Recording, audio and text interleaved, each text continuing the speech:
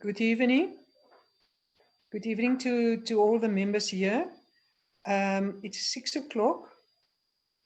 We're going to start. Renier, can we start, Renier? Yes, we can start. Thank you.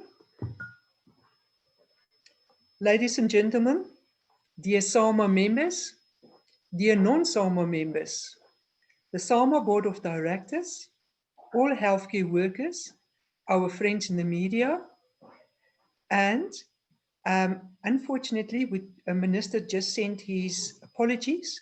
He would have joined us. He will still join us later on tonight. He is still busy in the memorial service for Advocate Bissos.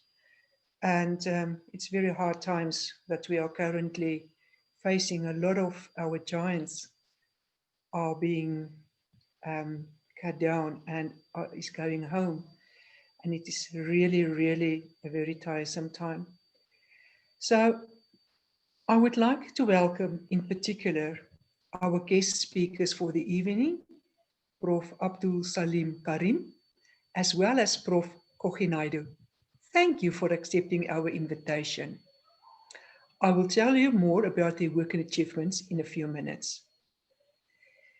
Tonight is not only special because we are all joined together to discuss a pandemic that brought the world to its knees, but it is also a very special occasion, having more than 1,000 members or 1,000 doctors registering to attend this webinar. We expect nearly 1,500 to 2,000 people on this Zoom platform, live streaming on the YouTube and on the media platform.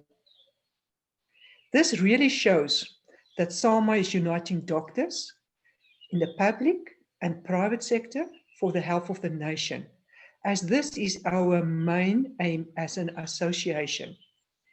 It is all about you, the people who give themselves to support others. We are faced with so many challenges as healthcare workers.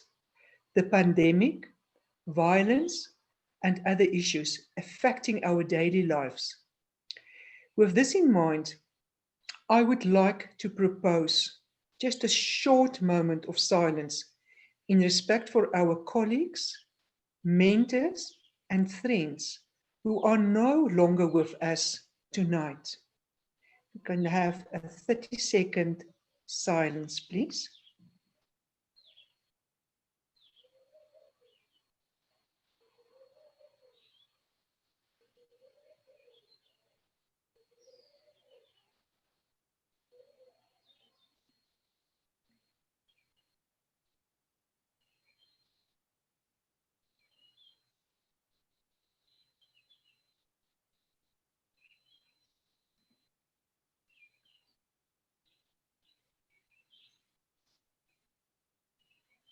Thank you.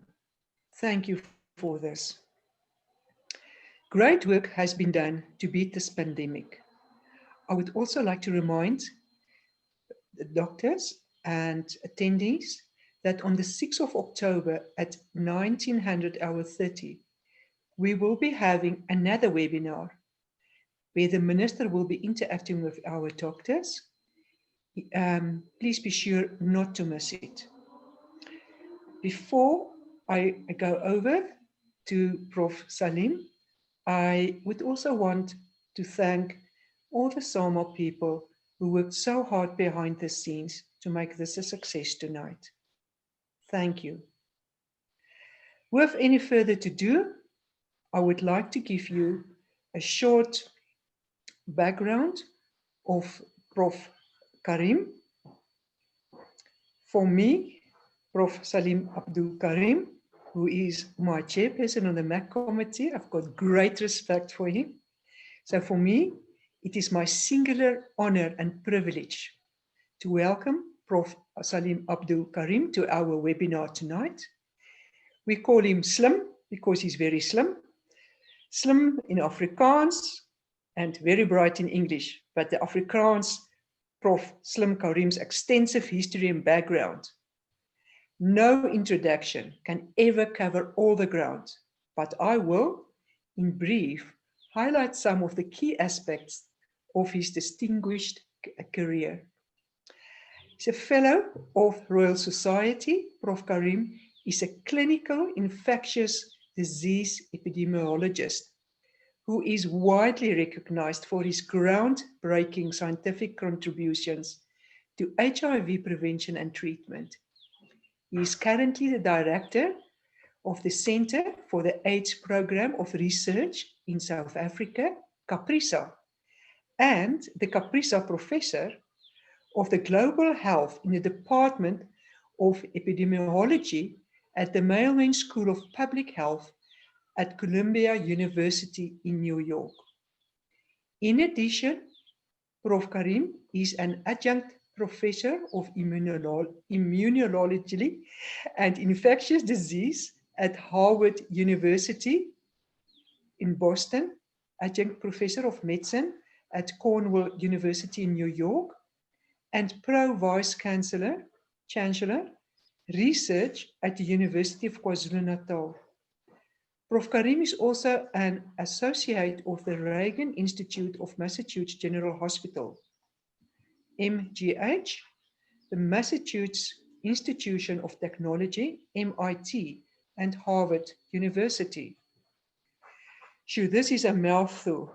I'm not sure how Prof managed everything, but I'm sure you are all aware, but it's worth repeating here, that Prof. Karim, as I've mentioned, is the chair of the South African Ministerial Advisory Committee on COVID-19. In addition, Prof. Karim is also a member of the Africa Task Force for Coronavirus and a member of Lancet Commission on COVID-19. His contributions to microbiocides for HIV prevention spanned 2 decades and culminated in the CAPRISA 004 tenofovir gel trial, which provided proof of concept that antiretroviral drugs can prevent sexually transmitted HIV infection and herpes simplex virus type 2 in women. He is also the co-inventor on patents which have been used in several HIV vaccine candidates, and his clinical research on TB-HIV treatment has shaped international guidelines on the clinical management of co-infected patients. Then, nearly finished, because this is abbreviated CV, so yeah, his real CV is extremely long. So, but Prof. Karim is also the chair of the United AIDS Scientific Expert Panel and the World Health Organization's Strategic and Technical Advisory Group on HIV and Hepatitis. He's an elected fellow of the World Academy of Science, the African Academy of Science, the Academy of Science in South Africa, the Royal Society of South Africa, and the American Academy of Microbiology. He's a foreign associate member of the United States National Academy of Medicine and serves on the board of Lancet Global Health, Lancet HIV, and the New England Journal of Medicine. But his best reward that he ever received was the Salma Gold Medal, Fellowship in Art and Science of Medicine in 2011. In short, Prof. Karim is the best person to talk tonight on the topic, the COVID-19 pandemic in South Africa. What next? Prof, without any further ado, I will leave you to tell us about what you think is next. Thank you so much, Prof. Karim. The floor is all yours. Just one house rule. Please, all the questions, it will be answered at the end of each lecturer. And please post your questions on the chat where it will be monitored. Thank you so much. Prof, it's up to you.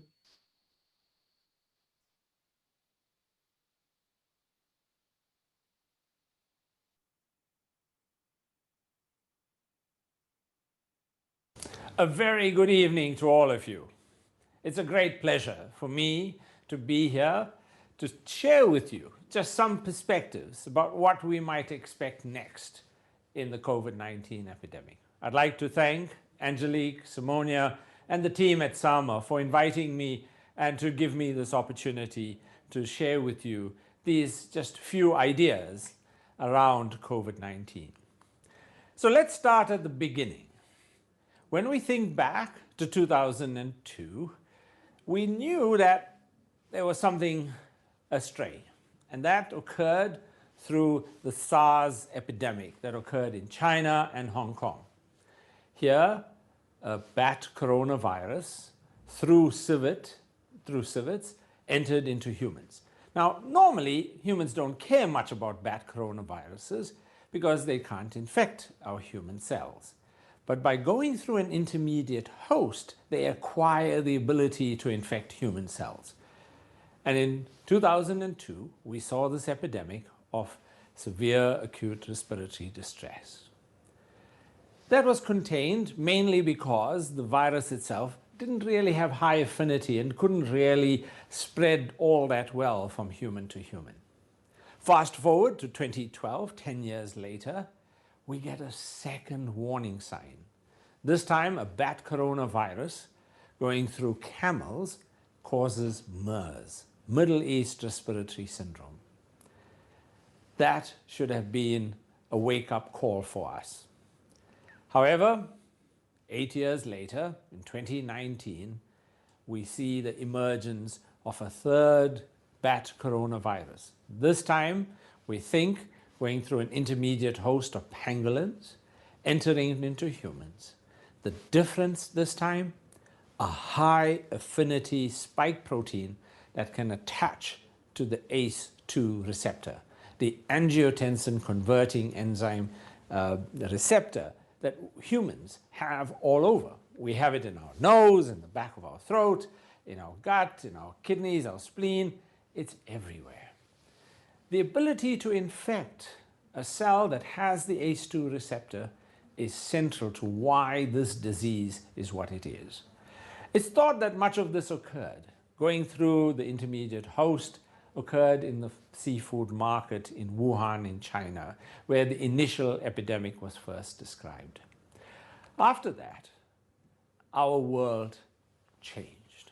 I remember receiving that early alert on the 30th of December. And I looked at it and I thought, this is no big deal. This is just SARS occurring again. And I disregarded it. About a week later, I realized that this was going to be a problem. Well, look at how our world has changed. On the 1st of March, China had restrictions. So in the blue color are countries that have no measures, no restrictions whatsoever. In yellow are countries that have some optional restrictions. In the orange are countries that have mandatory restrictions, and the dark orange is a lockdown. So if you look at the 1st of March, what you see is a world where China and Italy are in severe restrictions. India has introduced some optional restrictions and a few other countries in the Far East. Look at the situation a month later. On the 1st of April, our world has changed. Now we have a situation where much of Asia, much of Africa, even parts of South America now have restrictions. 86 countries on the 1st of April had national or subnational lockdowns. You can see even New Zealand and Australia both have restrictions. Go a month forward to the 1st of May, our world has changed again. This time, most of Africa now has restrictions in place. Russia has restrictions in place. India has restrictions in place. So too do Australia and New Zealand. But China is now lifting its restrictions. Fast forward to the 1st of June, the situation has changed again. Southern Africa releasing its restrictions. Australia and New Zealand have no restrictions. China is back in lockdown after an outbreak in Beijing. Fast forward to the 1st of July, our world is changing yet again.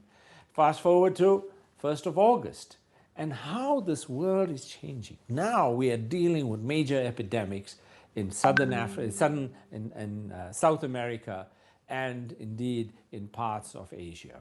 We now look on the 1st of September, and what we see is a mosaic where the epidemic is still continuing severely in much of South America, parts of India. Now, as we think about the impact that this has had on South Africa, we need to reflect that indeed it has impacted much of the world. So why? How is this virus spreading in this way? Well, let's look at its modes of transmission. We think that predominantly it spreads through the little droplets that come out of a person's mouth when they speak, just when they breathe. They don't even have to cough or sneeze, but just through regular daily activity. Each of those little droplets have thousands of viruses.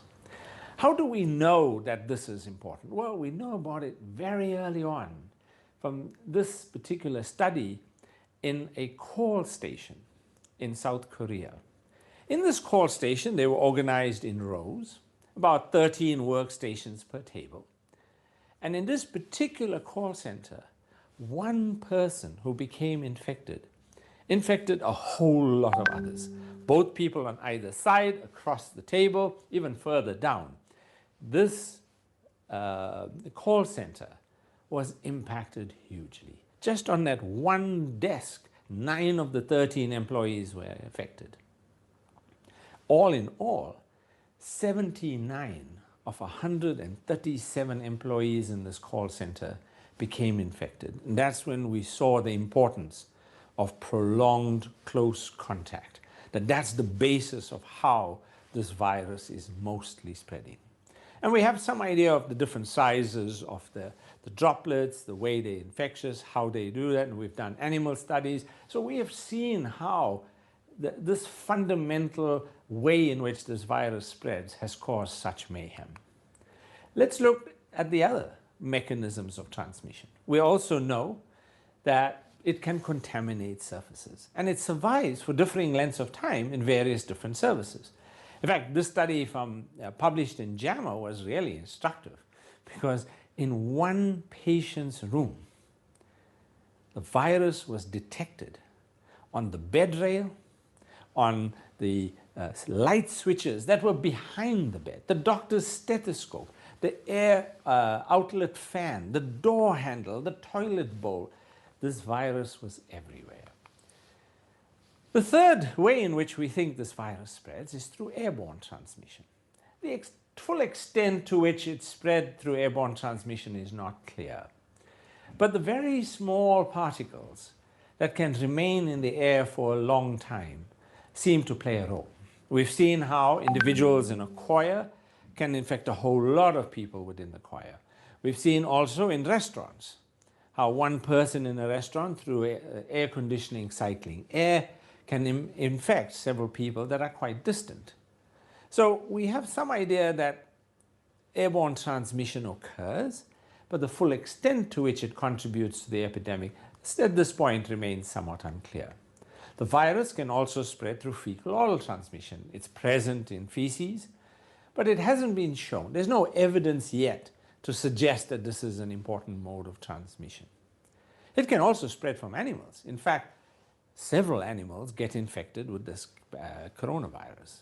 Non-human primates, cats, ferrets, hamsters, rabbits, they all get infected. But we haven't been able to show that these animals then infect humans in return until recently. Just about 2 weeks ago, in the Netherlands, there are these farms where they farm minks. It was shown that humans can transmit the SARS-CoV-2 to the minks, and the minks in turn transmit it amongst themselves, and they transmit it back into humans. Interestingly, SARS-CoV-2 has led to the closure of mink farming in the Netherlands, much to the satisfaction and joy of all of the individuals who've been fighting for the end of mink farming. So we can see that there are many of these different modes of transmission. Our understanding at this point is that close contact is essential. And the way in which these droplets contaminate the surface and directly impact transmission is key. So when we saw this epidemic occurring, we had to devise a strategy that would enable us to slow the spread of this virus. Understanding these modes of transmission, what is it that we needed to do? And so very early on, we developed an 8-stage strategy. That this mapped out for us. There are overlapping steps of what we needed to do, when we needed to do it, and what it needed to entail. And this 8-stage strategy was described very early on in this paper I published in the New England Journal of Medicine back in the early days of this epidemic. But we've been concerned that as we have intervened, SARS coronavirus 2 and the measures that were put in place to try and control its spread have impacted much more than our daily lives. They have impacted and began to undermine the gains that we have achieved through HIV and TB interventions. In fact, if we look at the way in which this, the SARS-CoV-2 has impacted HIV, we see a very distinct downward trends in the number of tests that were done. For example, viral load tests were down 16% after the lockdown. CD4 counts were down 26%. And this is concerning because we don't want to have a situation where patients are not monitoring their viral load and that we don't know if they have a resistant virus and whether they have virological failure. We need to be able to do this. Fortunately, much of this early impact is now steadily being reversed, but the initial impact remains there. But this is also an opportunity for us to look at how COVID-19 can actually be part of the benefit and being a positive impact on HIV and TB care. So let's look at our own epidemic and our trajectory. When we look at all these different countries, I've chosen to include Australia and South Korea because they were very successful in their epidemic containment. But I've also chosen to include countries that weren't as good. The UK, Russia, the US, India. One of the things that becomes clear when you look at this diagram, that the South African line changed its trajectory on the 27th of March, the date on which we entered the lockdown. It's probably due to a combination of things, but the state of disaster probably played a major role. Closing schools, closing the borders, prohibiting mass gatherings, all of that impacted. And so what happened was an epidemic that was spreading and growing roughly every 2 days and doubling its size for the first 3 weeks, that on the date of the lockdown, the overall transmission slowed. It slowed from a doubling of 2 days to a doubling of 15 days. And that slowing was key because that's what we were aiming to achieve. We were aiming to get to a point that we could flatten the curve. I bet you if I asked all of you in February, describe for me what is flatten the curve, you would say, what? What is that? Well, in March, everyone knew what flatten the curve was. By April, half this country became epidemiologists, counting the number of cases every day, extrapolating, telling us where we are in this epidemic. It has been truly empowering to see how this has happened. And as we look at this epidemic, we knew that we were going to see a trajectory change, that we were going to see that this epidemic would take off again. And we knew that would happen because our restrictions and the measures we put in to control the spread could not be sustained for a long period. That after about, 8 or 9 weeks, we would have to release these interventions, preferably even earlier. And as we eased these interventions on the 1st of June, within a matter of 2 weeks, this epidemic took off. and it grew extremely rapidly, as is expected of this epidemic. So how did this epidemic actually look? This is a diagram that shows you the number of new cases each day, and that's in the gray line that's in the background, in a very dull color. And the dark black line shows you the 7-day moving average. And it's better to look at the 7-day moving average because it gets rid of the noise. When you look at the 7-day average, you see how the epidemic really took off early in June, how it reached a peak in the middle of July. It remained at a peak for around a week or two, and then it steadily has declined. We are now getting close to a threshold that we are aiming for, which is a situation where we have less than 1 case per 100,000 population. Translated, it would be having less than 580 cases per day. When we get to that stage, we can call ourselves as having low transmission. And we are very close to that, and we can take a bit of leeway. And so we saw the president announce that we are now in level 1. So how did this occur? Well, all epidemics have a bell-shaped curve. They go up, they get to a peak, they get a plateau, and then they come down. That's just in the nature of how epidemics work. Why does it come down? Well, mostly it comes down for a range of different reasons, but driven by the fact that those who are most at risk become infected very early. And so once the virus has used up those at highest risk, it now has to find people at lower risk. And those individuals don't spread the disease as readily as those at highest risk. There's also the issue of as people become infected, they develop some immunity. And in this particular virus, we know that there's immunity that protects at least for a short while. And then the key factor that also occurs is that at the peak, many people now know somebody who has had this disease or who have died. A friend, a relative, a neighbor, a well-known person. Prevention becomes personal. It's no longer something that you just read in a book or in the newspaper or somebody told you. It becomes something that you see how it affects you personally. All of those things combine to get this kind of bell-shaped curve, and this occurs in almost all epidemics. If we look at how this bell-shaped curve was shaped in South Africa, it was shaped fundamentally by all of the individual provinces. So initially, the epidemic was, the national epidemic was driven by the orange line in the Western Cape, but then very quickly it was taken over by Gauteng as the epidemic rose quite rapidly in Johannesburg and its surrounds, followed by the Eastern Cape, KwaZulu-Natal. And so when all of these epidemics at each of the provinces is now showing a decline, we see an overall decline in the national epidemic. So how do we know this is real?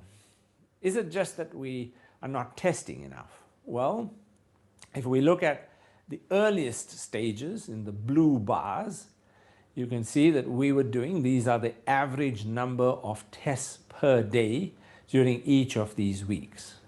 When we first started, we were doing only about 100 to 1,000 tests per day. At the peak, we were doing 46,000 tests per day on average. Now we are currently doing somewhere between 15 and 20,000 tests per day. And when one looks at the proportion that are positive, you can see how we went from a situation of a very low positivity rate all the way up to 27% per day. In other words, 27% is 1 out of 4 tests. When we first started, but as the epidemic has waned, so too has the percent that's now positive. Right now, we're sitting around 9 to 10% of all the tests we do are positive. And we will expect that that number will go quite substantially down. The World Health Organization recommends that you can actually ease restrictions when you get to around 5% positivity.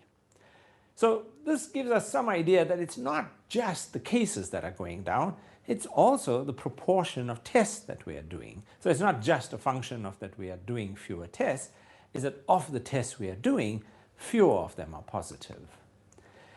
Let's look at the other markers. So we can't make any judgment on this epidemic just on one marker. We want to look at it from the perspective of the 4 key markers. So I've already talked to you about 2 of the 4 key markers, the number of cases per day and the percentage that are positive from all the tests that are done. The third marker is admissions. In this diagram, you can see that the gray bars are the 7-day moving average of the number of admissions. And you can see how during the peak, the number of admissions just rose.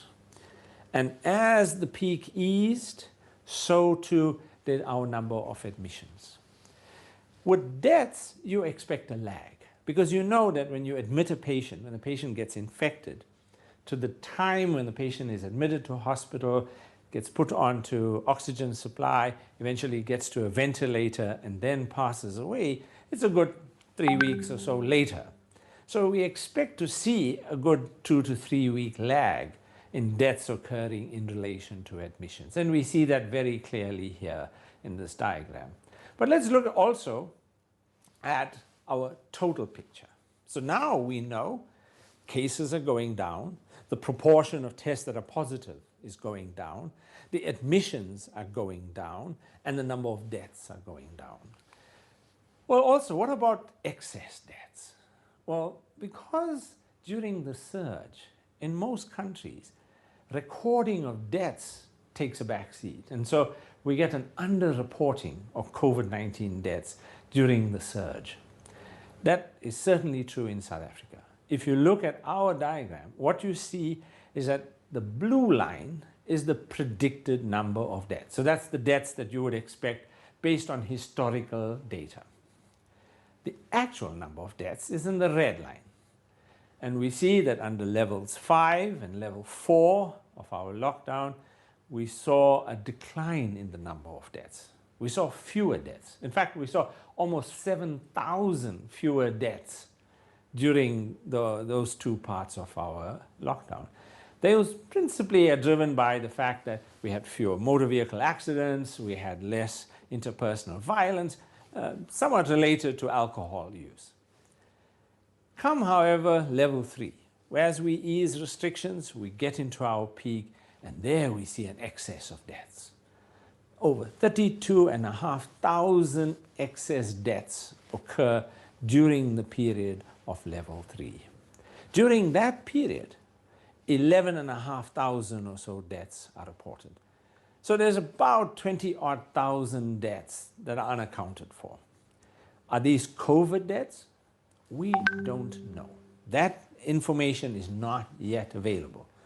But looking at the fact that it occurred when we had our peak of cases, it's very likely to be COVID-19. So we can probably add about another 20,000 just as an assumption to the number of deaths that are officially reported. So that means we probably have about twice as many, if not 2.5 times as many deaths as reported. Does that matter? Yes, it does. We have more deaths than we thought we had. But even if it's twice as much deaths, that is still a pretty low death rate that we have in South Africa. Our case fatality rate compares very well. If you take the actual reported number of COVID deaths, we rank about 117th in the world. In other words, our case fatality rate is lower than 160 in other countries. If you double it, we still have a case fatality rate that's far lower than many other countries. So it looks like that we managed to have a lower death rate. Why? Well, partly it's explained by our younger population, but that only explains part of the difference. It's also probably related to the fact that we were better prepared. That if we had our peak, as we originally thought will occur in April, when we weren't ready, when our hospitals weren't prepared, we would have seen more deaths in all likelihood. But we saw fewer deaths because by the time our surge occurred, our field hospitals were in place, we had our oxygen supply, all our hospitals had their triage systems in place. We had already figured out that we didn't need to put everybody on ventilation quickly. We could use CPAP, we could use high-flow nasal cannula. You know, we were better prepared. our doctors knew more about how to manage these infections and these patients.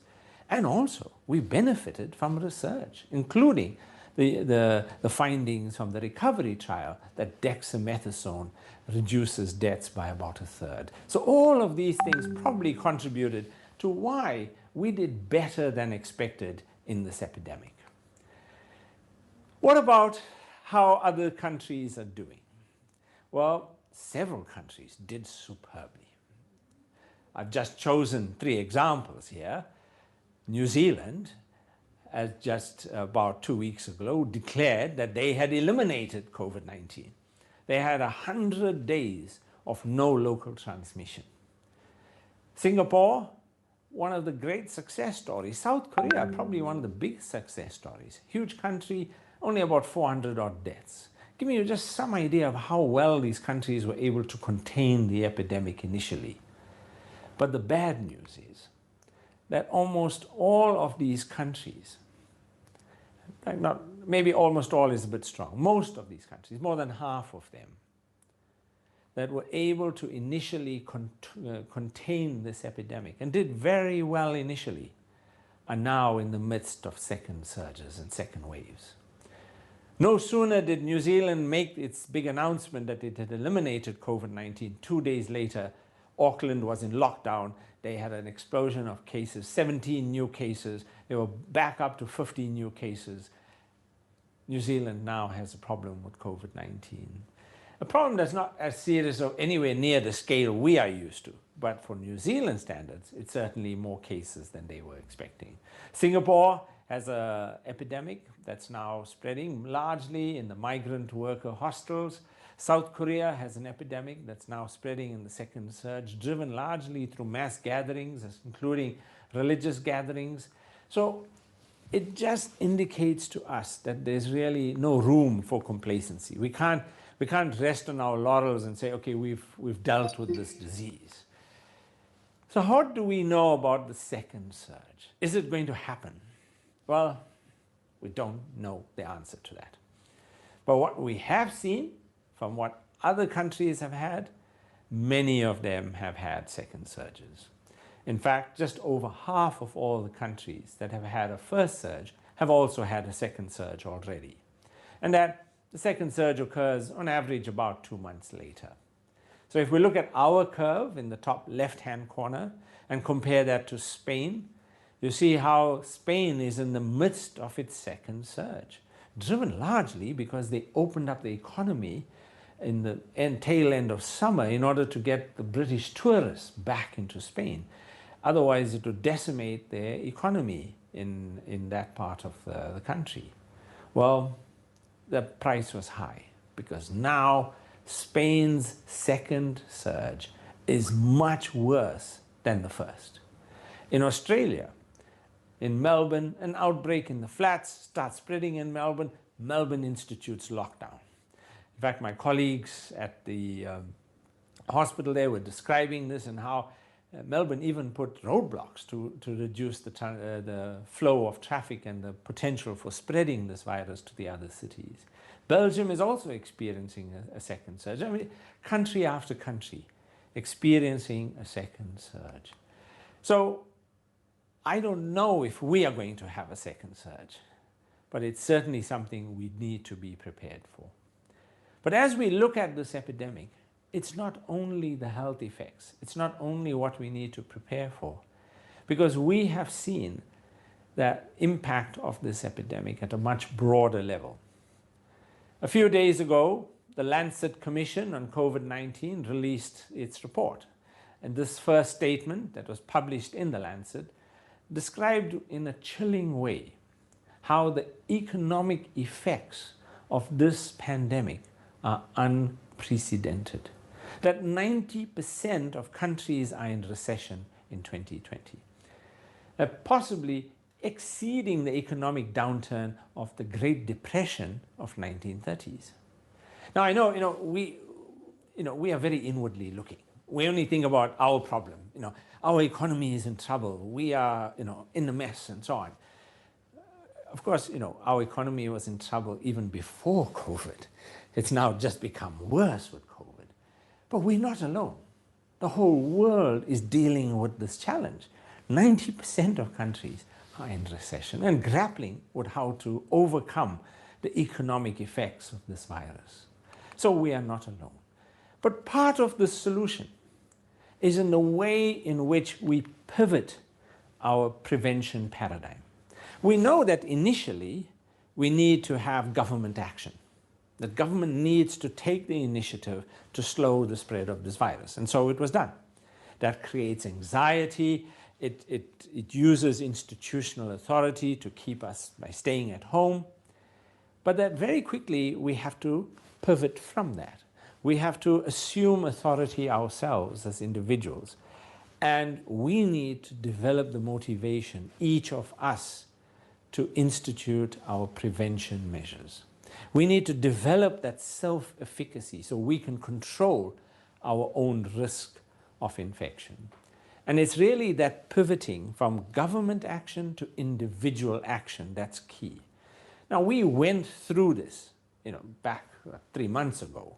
And as we've tried to pivot, as we've tried to move away from easing government restrictions and enabling individuals to take more authority, it's central to understand that we can't do so in our individual capacities only, but that we need to do so through our collectivism, that we need, as motivated communities, to protect ourselves. And fortunately, our country is built on that principle, the principle of Ubuntu, that I am safe because you are safe. You are safe because I am safe. So it's our interdependence. It's the way in which we ensure that we care for fellow human beings, that we care for us as a community. Not the moment we get to, no, it's all about me. I want to be able to do this, and I don't care about that. I don't want to wear a mask. I want to do what I want to do. The moment we shift our paradigm from considering our community needs and our community obligations is when we have a problem. But fortunately, we've been able to promote that. Not uniformly, but it's certainly something that we have seen occur in our country. And as we think about this, we begin to understand that we have to look at this epidemic not as a sprint, but as a marathon. We are going to have to live with this virus for quite a while. And so we're planning, now not just to deal with the surge, which is now more or less over, but to deal with this constant coronavirus threat. And as we do this transition, and as we enable people to get more and more agency to institute prevention measures, that's going to be central. Because we have, through this, we have to enable the new normal. And what is this new normal? Well, hello 2021, the new normal is here. Where we want to open up our economy, we want to open up our lives, we want to live our lives as we always have. And we want to do so in a way that contains the epidemic, mitigates our risk, and keeps us safe. And so we're going to open up business with the new normal. And that new normal includes 3 key elements. The first is adherence to prevention measures, particularly our 3 key prevention measures, which you see very well in the right-hand side picture. The first measure being distancing, maintaining our distance. I showed you the importance of close contact. The second is masks, so that we decrease the risk that we would put out these little droplets that contain the virus. And the third is to ensure that even when we touch contaminated surfaces, we don't spread it because we maintain our hand hygiene. The second is that we have to mitigate the risk of resurgence.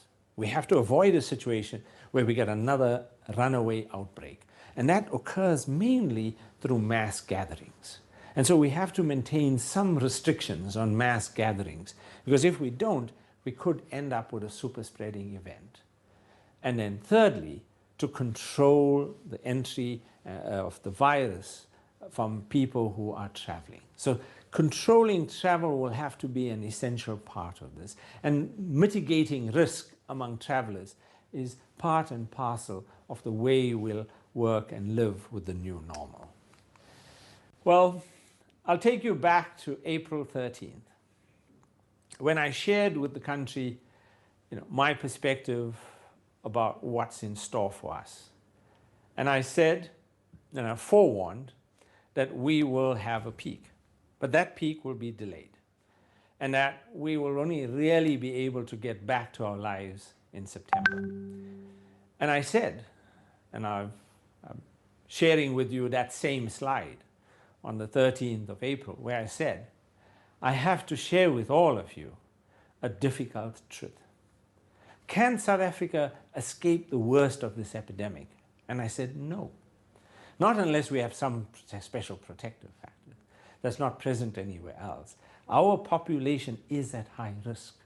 It's at high risk because this disease spreads from people who don't know they have it, from asymptomatic people, from pre-symptomatic people, and this virus can spread fast. And while government interventions have slowed the viral spread, that as we ease these restrictions, we will see how this virus will come back. And what we've done at this stage is gain time. And I shared the unlikely scenario of containment, and I said the likely scenario is we will see a growth in the epidemic. Well, now we are beyond this. We can look back and say, well, what we predicted in April, has come true. Fortunately, it wasn't as bad as I thought it would be, but we are now over that worst. But what's in store? Well, this picture shows you that across Africa, we have multiple epidemics in Africa. Country after country, epidemics occurring all the time. Of course, the three big epidemics, Ebola, HIV, and COVID-19, they've really brought to the fore the importance of dealing with epidemics. And one of the key things in dealing with epidemics is to be prepared. And so, what are we doing now? We are preparing. We are preparing for the next wave of COVID-19, and we are preparing for the next pandemic. COVID-19 was just a warning bell of an even worse future pandemic. That's just the sad reality. Let me tell you, bats have lots of coronaviruses. And what we have seen so far in these three, SARS, MERS, and COVID-2, is the start of more to come. That we need to develop the strong public health surveillance and public health response mechanisms so that we can prevent the small outbreaks from becoming, huge pandemics. And I described it then, and I describe it now. We have to fight the flames to prevent the fires. Because when the fires take hold, they will just be overwhelming and it'll be too late. How we do that as a nation, how we manage our situation, how we live with the new normal, and how we prepare for the second surge will define how severe that surge may be and whether it occurs at all. That remains to be seen. I hope for all of you, 2021 will be a much better year than 2020 has been. Thank you.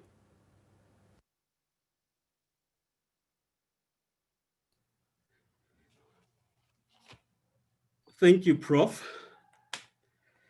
Very insightful presentation. We've been taking comments and questions on the chat line. If I could please request participants to please post their questions on the Q&A. I've been tasked to manage the questions through to Prof.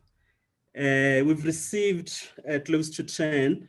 Prof, if I could please maybe have them in batches of 3 and be in a position then to respond to those. But well received, insightful, and I think we all are better off, having listened to the presentation tonight. I'll take the first question that came from Dr. R. Rabi. He was wondering if we will be able to resume with aerosolized procedures such as the peak expiratory flow rate. That is the first question. The second question comes from Dr. Bruce Duplessis, and his question is as follows. What is the effect on red blood cells? And he made mention of the congenital spherocytosis in Mediterranean countries where there is a high incidence of this condition in those countries. What is the likely impact in those geographical areas? And then the last one in this batch, Prof, if I could, comes from Dr. Pingana. Part of it, I think, may have been answered in the events that have taken place in the last week or so, but let me put it to you nonetheless. When can we resume international flights? Prof, can I please ask you then to respond to those as the first batch of questions that we've received from our participants? Sure, Dr. Nslapa. It's a pleasure and an honor to address as many of these questions as I can. I'll try my best. So with regard to medical procedures, especially risky procedures, I have been strongly recommending that we should get back to doing as many, if not all, of the procedures that we have been doing in the past, just doing so by mitigating risk. And that's using PPE, full PPE if necessary, and by testing individuals before we undertake these procedures. We know we can do many of the dental procedures in a risk-mitigated fashion. And so there's no reason why we shouldn't be doing things like peak expiratory flow rate. So I would argue that the conditions have now reached a point where our community transmission is sufficiently low that the risk that you will have a patient with acute infection is small, and you can even mitigate that small risk by testing individuals. Testing doesn't really solve the problem because somebody can test negative yesterday and today they can be infectious. So it's not the full solution. But with PPE, we can deal with that issue. With regard to red cells, I think the evidence is still very early. I've seen these reports come out about the way in which red cells have been changing their shape.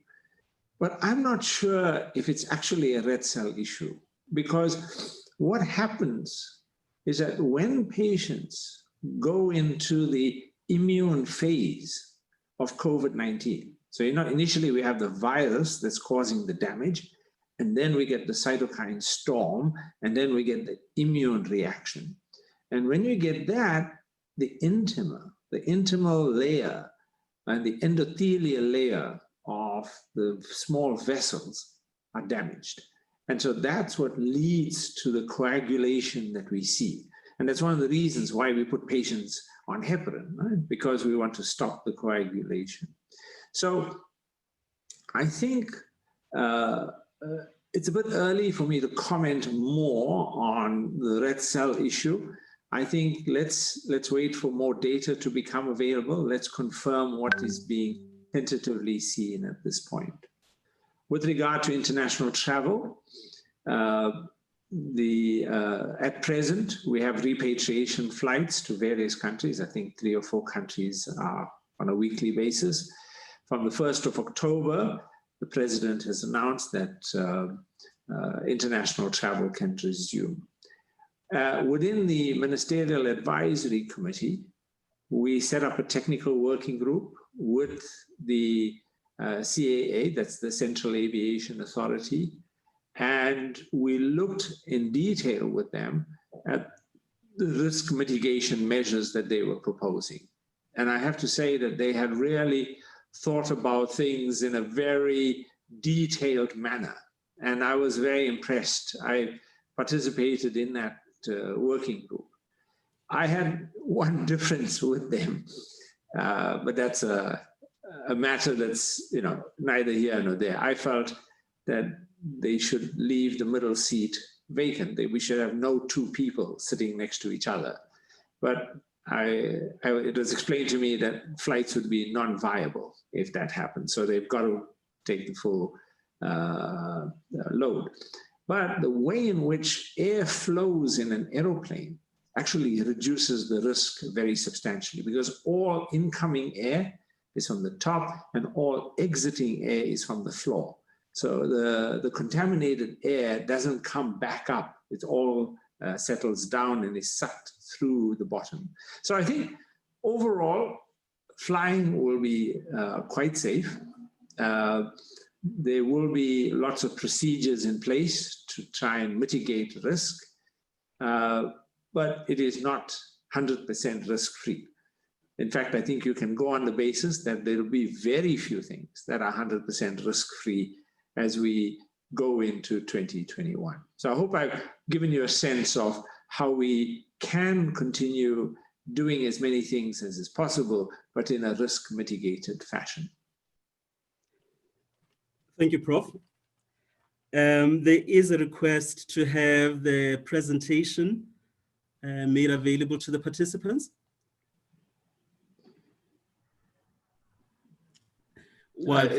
That's up to, Sama can make it available. Perfectly fine by me. Thank you so much, Prof. Just wanted to get the clearance from your side. Sure. I'll take the last round of questions. In the last 30 minutes, we've had a barrage of questions. Let me assure each and every participant that those questions will be collated, passed on to Prof, and will make an effort to respond to you directly. So in the interest of time, I'd like to take the last round of questions, but assure everybody that whose question has not been read out loud, we will respond to those in due course. Prof, the next question comes from Dr. V. Friedland. And the question is as follows. Surely the slowing of the transmission did not happen because of the lockdown, because the number of cases stopped on that day, but transmission occurs 5 days or so before the infection. And if I could have Prof maybe respond to that. The next one comes from Dr. V. Zweger. And the question, I think, is posed as follows, as a form of a comment, and also maybe to get your view on this one. Do you not think that the shape of the curve is due to the infection being saturated in the networks? So what would then happen is that, like, in that particular network, it will seep into, from that particular network, it will seep through into new networks, which is where it will then be propagated. The questioner feels that it is in the new network that are it's the new networks that are at risk. And the second wave, that is those who have not been exposed before, it's likely to happen in those networks where the infection has not been propagated before. The third one comes from Dr. R.N. Muhammad. A simple one, and I think it probably be insightful to get an answer on this one. What is meant by the second surge? Is it the same virus that is just infecting more people, or is it other viruses, other strains of the virus, that would have come into the picture? And then Prof, let me leave it there for now. Sure. Let me address those questions. So Dr. Friedland's question is a very insightful one. So when you listen to my presentation again, you'll see I actually credited the slowing of transmission to the state of disaster. The state of disaster was declared about 10 or 12 days before the lockdown. So it's the state of disaster where we stopped international travel, we closed the schools, we banned all gatherings, that was the main driver. And the reason why it can't be the lockdown, because of the day on which we changed our trajectory was the date of the lockdown. But we know that you have to allow for the incubation period. That's about 7 to 10 days. So if you look at, we eased restrictions on the 1st of June, virus starts spreading rapidly around the 11th of June. That's about the kind of time frame you should expect. So it's really the state of disaster that had this big impact. The lockdown added to that impact. So the additive effect that once you had this dramatic slowing, you've got to keep that slowing going. And the way to do that is to let infections become dead ends. And when you look at the curve, we actually, our effective R, or let's call RT, actually dipped well below 1 about 10 days after the lockdown. So you can't look at them separately because of the way in which they were done. And one can't say, you know, if you did only that and not that, would you have seen the same effect? Can't answer that question because we didn't do it. There is no research that can answer that question at this point. I look at it and I sort of am more generous in saying that they probably all contributed. And they contribute in different ways and they have an overall additive effect. The second question, hang on, I forgot what the second question was. I know the third question. Let me deal with the third. Sorry, what was the second question again? You can start with it was the one that's related to the shape of the curve, the Prof. Okay, so that's the networks. So that's a very good question. So the mathematical modelers look at transmission patterns and they try to understand the way in which the virus is likely to spread. So when you look at a disease like HIV, in HIV, one person spreads it to one other person when they're having sex. If you have multiple partners, you may spread it to 2, maybe 3 people. COVID doesn't work like that. It doesn't have a sequential network because you get these super spreading events. A super spreading event, just from one person, you can get hundreds, even thousands of infections. How do we know that? Well, we know that from the research done on patient 31. So patient 31 in South Korea is notorious, right? I mean, our whole understanding of super spreading events comes from her. So so the first 30 patients that had COVID in South Korea was terrific. They got in, they did the contact tracing, they stopped the spread of the virus. Patient 31 came from China. And when she came, one of the first things that she did was she went to church.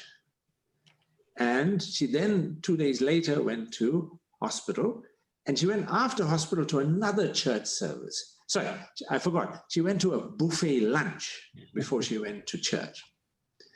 Well, thousands were exposed in this process. There were hundreds of infections that occurred through the buffet lunch. So you can get some idea of how this virus can spread. So when we say that, you know, we are over the worst, it could quite readily become undone by just one of those kinds of super spreading events. And so that's why we have so many restrictions in place for mass gatherings. To give you one idea of how super spreading has occurred in South Africa, when we did the investigation, this was Professor De Oliveira and Professor Musa and colleagues at the University of KwaZulu-Natal, when they investigated what patient 0 led to in the St. Augustine epidemic. And so this patient came in to get a swab, came and said, I've just traveled, I've got a fever and so on, I need a swab. Came in to get a swab. The doctor took the swab and the doctor then attended to another old lady in the emergency room. And that's how the virus spread. It's estimated that patient 0 who came into St. Augustine's was responsible at one stage in April for 14% of all infections in KwaZulu-Natal. To give you one person is the basis of that kind of spread. So when we talk about this epidemic, we need to understand that its chains of transmission don't, even if they get saturated, there are many other chains readily available to spread. And so that's why the mitigation measures have to stay in place. And then the last question was about what do we mean by a second surge? So initially, the terminology was we have to get ready for the second wave. And that was because we are used to viruses then getting genetic changes. So because about 25 million people have been infected, the virus is going to evolve. It's going to be a different virus after 25 million people have been infected, right? In this particular virus, it's quite interesting. It has a proofreading step. So you get very little genetic change. In fact, when we look at the viruses that we first saw in March, when we started sequencing the first set of viruses from St. Augustine's Hospital here at the medical school in Durban, and when we looked at the most recent sequences, there are very few changes. So we were originally concerned that the virus would change and that all those who became infected the first time, they would not be immune to the second virus. And so that was called a second wave. Now we understand that actually we haven't seen any second waves yet. All we've been seeing is a second surge. In other words, the same virus that caused the first surge hangs around. You get an endemic spread of the virus. It continues. I mean, even in countries that completely control the virus, except for New Zealand, they still have cases every week. They just have a very small number of cases. But this virus is still around. And so what happens is that you get a second growth, the second epidemic curve. Now, when does that occur? Well, I'll just give you some basic facts. And this is an analysis done by Sasima and Professor Juliet Pullian from Stellenbosch University. They looked at all of the countries that completed their first surge, 113 countries in total. Of the 113 countries, 57 countries had a second surge. So just over half of all the countries that had a first surge had a second surge. About half, that was 29 out of the 57 countries that had a second surge, 29 of those were worse than the first surge. Now, when did the second surge occur?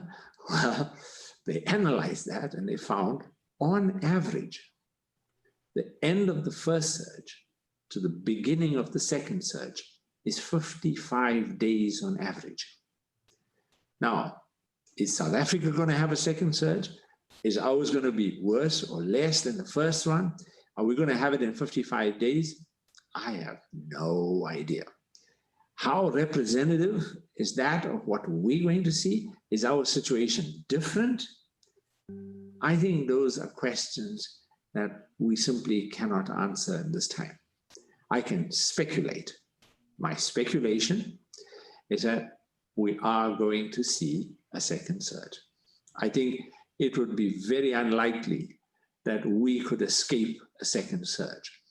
And partly the reason for that is of two things. The first is the immunity that seems to be protective initially when you get this virus.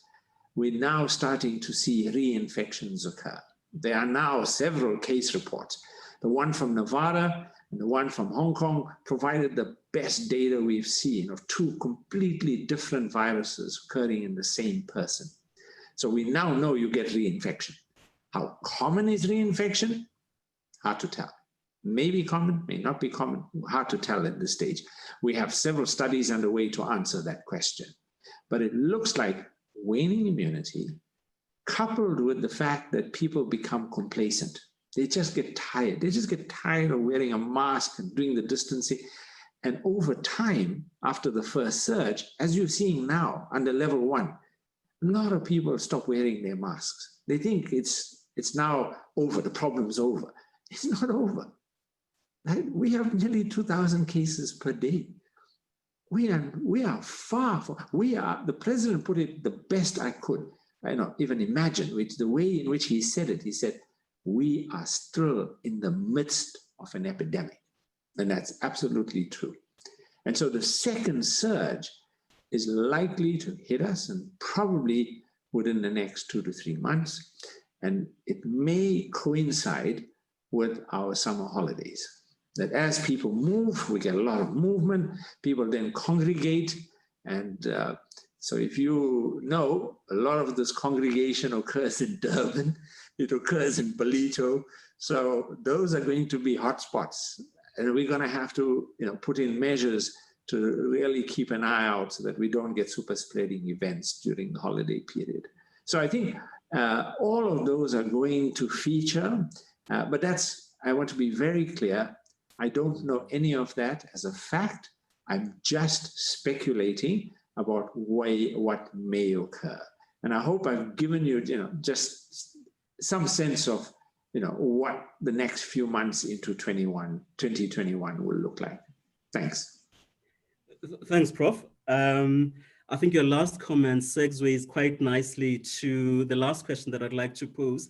And part of the reason, I think it captures the essence of how most of us are feeling about the road that we've traveled so far, and also the way looking forward.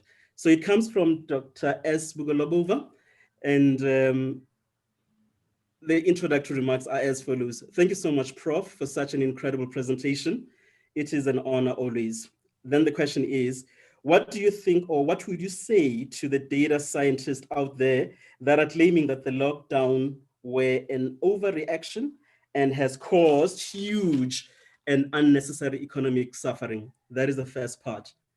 The second part is that, do you think, particularly in the case of South Africa, that the lockdown did save many lives? Or do you think that we would have been all right regardless, considering that all odds were stacked against us as a country? That is to begin with. And then the last one, I think I'll take a portion of them, is probably would be a nice way to end this part of the presentation. Do you think that we will experience cyclic lockdowns in the future? I guess we're anticipating, are we going to be getting a number of other pandemics that may necessitate lockdowns going forward? If I could ask Prof maybe to cover those questions for us as we bring this session to an end. Okay, let me try my best.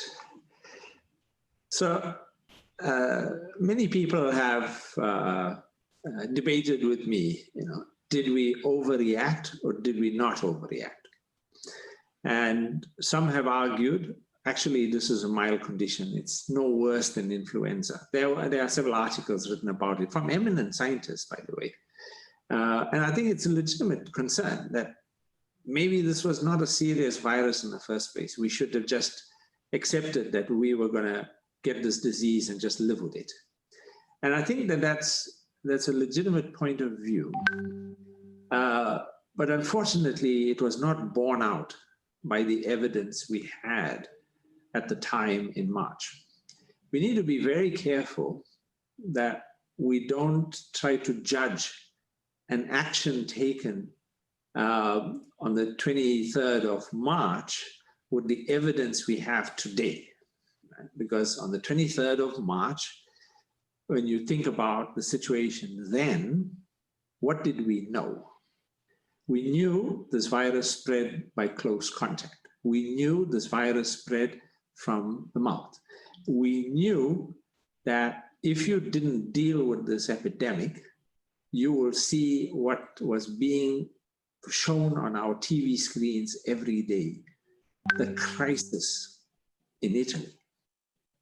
Hospital after hospital. Doctors in Italy talked about how patients were just dying. The picture started actually from around the second week of March of New York. When I called my colleagues in New York, I mean, they would say they can't cope. The patients are dying in the corridors because we don't have beds. The health system gets overwhelmed. They were running out of oxygen. They just were not able to cope. That's the picture. Now, when you're sitting in this country and you're saying, we have 7.7 million people living with HIV. Everything we know about HIV and respiratory illnesses is that HIV, you will have a severe form of the respiratory illness. Just look at TB, okay?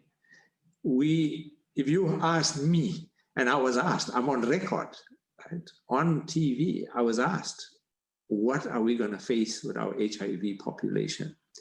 And my answer to that is, we don't know for sure, but every indication that we have is that HIV patients are going to do badly.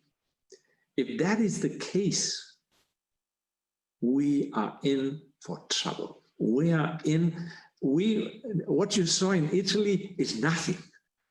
When, our millions of patients get sick and they need hospital care, we will be in deep trouble. So we had to act. We had to act. That if we did not act, the prospect that we would have been in an Italy scenario in the first week of April is very real. Now, what if we didn't act? What if we just said, it's okay. Let's just deal with this virus. It's okay. Well, we don't know the answer to that question because we never did a study. We didn't not act. So some have said, well, you can compare to other countries. When you compare to Sweden, they didn't have a lockdown. That's actually not strictly true. Sweden, largely, people stayed at home because they could work from home. It's a very computer-orientated society. They closed the primary schools, but they left the high schools. So in Sweden, I can't remember, they closed some schools, but not other schools. Restaurants were left open, but they had to eat outside. So Sweden did many of the measures that were equivalent to a lockdown. They just didn't call it that. But if you look at Sweden's situation, Sweden has the highest numbers of deaths from COVID in the whole of Scandinavia. They've got the worst affected epidemic in Scandinavia. They also have a situation where they are now facing a really big problem because only 7% of the population got infected. So they still are in a situation where they are at risk, just like the rest of us. And of course, Sweden's now instituted a commission of inquiry about what happened, and their chief epidemiologist publicly apologized for not taking action. So were they right? Were we right? It is hard to tell. And hindsight gives you a very different answer to the answer you would have given on the 23rd of March when we decided on a lockdown. I think on balance, we had to act.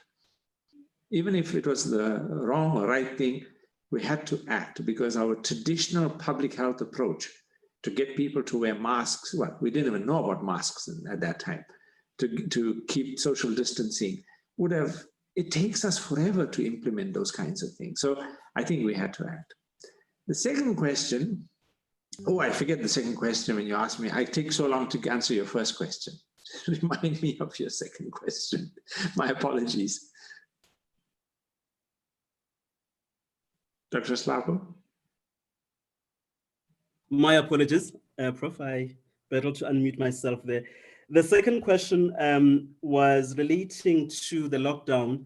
Did we save lives by so doing? I think we've already touched on it. I've answered that question, yeah. Yes, we have. I've answered the question.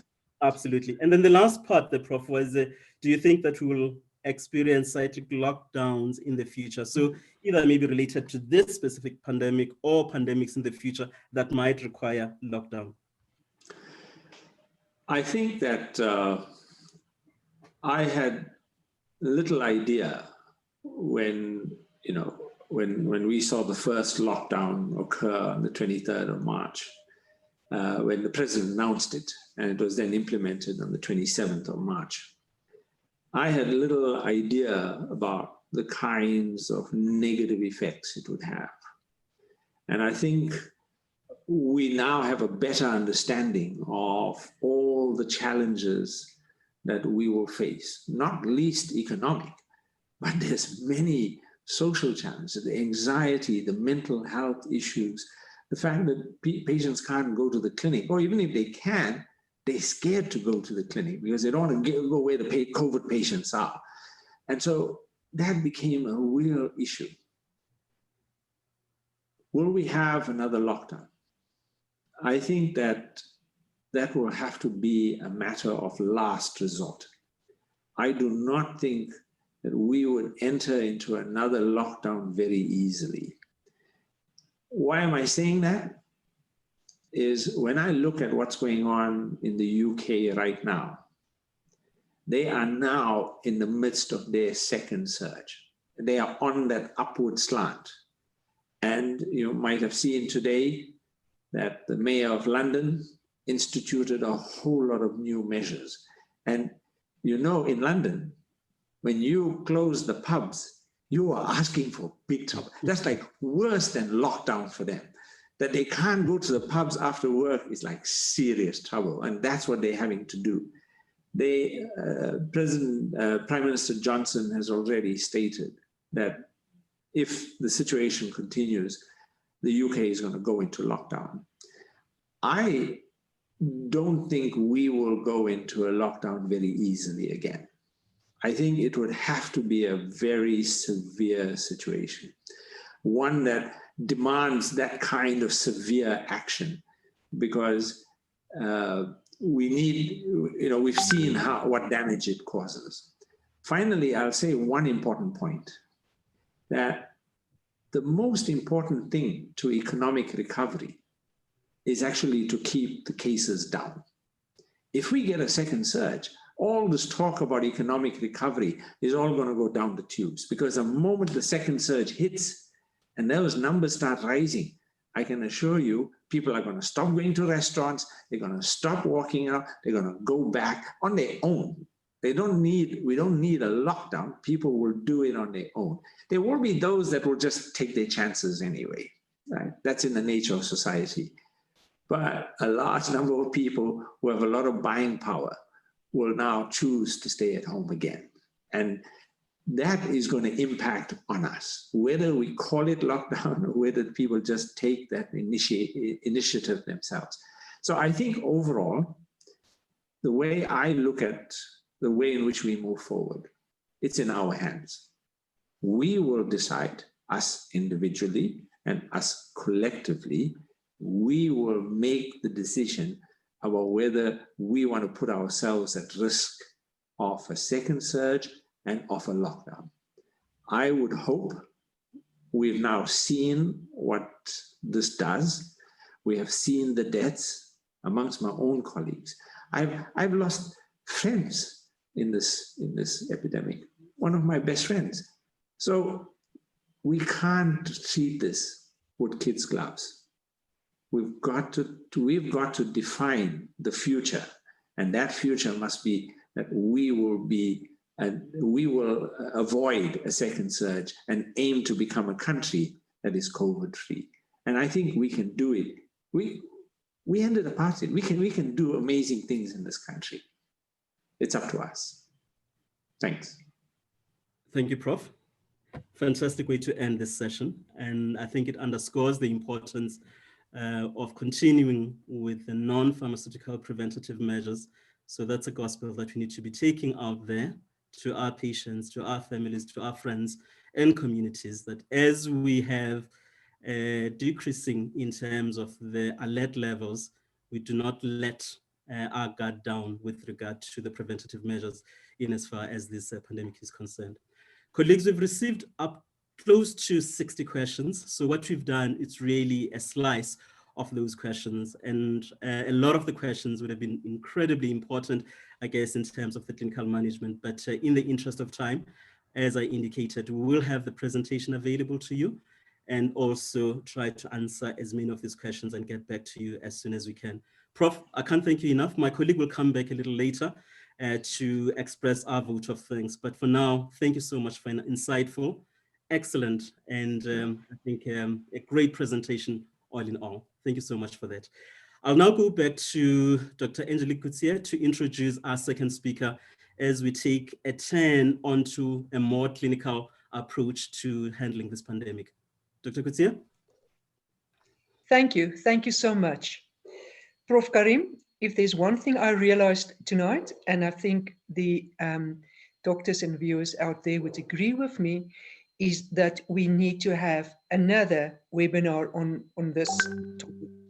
as there is a thirst amongst the people tonight to get more and more information. And I think we owe it to them to give them more information. I thank you. I am going to introduce another speaker. This time it's a female speaker. And in seeing that we just ended the month of a Women's Month, it is a pleasure for me to introduce Professor Karim to you.